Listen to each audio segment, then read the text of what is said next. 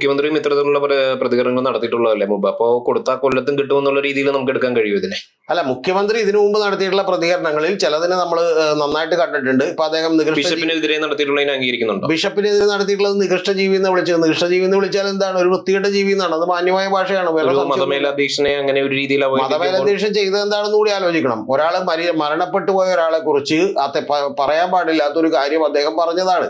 മനസ്സിലായി? അദ്ദേഹം വിശ്വാസിയായിരുന്നു എന്നുള്ള നിലക്ക് എന്ത് ചെയ്യാൻ പാടില്ല? പ്രചരിപ്പിക്കാൻ പാടില്ല. കാരണം എന്ന് വെച്ചാൽ അദ്ദേഹത്തിന് ഒന്നും മറുപടി പറയാൻ പറ്റില്ലല്ലോ.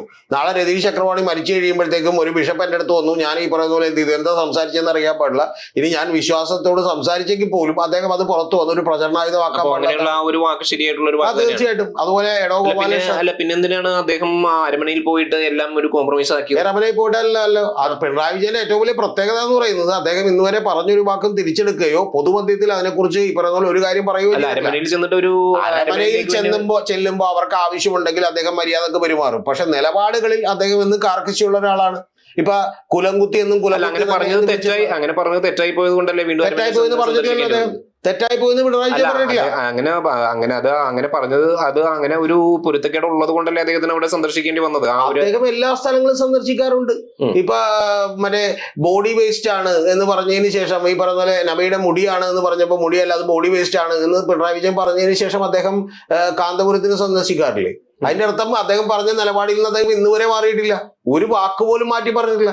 ചില കാര്യങ്ങളിൽ ഇതൊക്കെ എനിക്ക് അഭിപ്രായത്തോട് അദ്ദേഹത്തിന്റെ അഭിപ്രായത്തോട് ഈ പറഞ്ഞ ചേർന്ന് നിൽക്കുന്ന ഒരാളാണ്, യോജിക്കുന്ന ഒരാളാണ്. യഥാർത്ഥത്തിൽ അങ്ങനെ ആയിരിക്കണം രാഷ്ട്രീയ നേതാക്കൾ എന്ന് വിചാരിക്കുന്ന ഒരാളാണ്.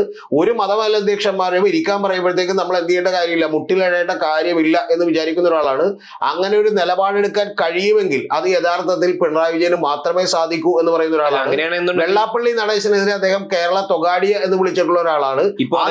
ആ നിലപാട് നിങ്ങൾ ഇപ്പൊ ഞാൻ തന്നെ ഇപ്പൊ താങ്കൾ എന്നെ ചീത്ത വിളിക്കുന്നു, ഞാൻ ഇന്ന് എന്ത് ചെയ്യുന്നു, തിരിച്ച് ചീത്ത വിളിക്കുന്നു എന്ന് ഞാൻ പ്രശ്നോട് അവസാനിച്ചു. അല്ലാതെ 10 കൊല്ലം കഴിഞ്ഞിട്ടും നിങ്ങൾ ആ ചീത്ത വിളിച്ചത് ഞാൻ വീണ്ടും ആവർത്തിക്കണമെന്ന് പറയണില്ല. വെള്ളാപ്പള്ളിയുടെ നിലപാടുകളോട് അദ്ദേഹത്തിന് യോജിപ്പുണ്ടെന്ന് പറയാനുള്ള ഒരു കാര്യം ചൂണ്ടിക്കാണിക്കുന്നു.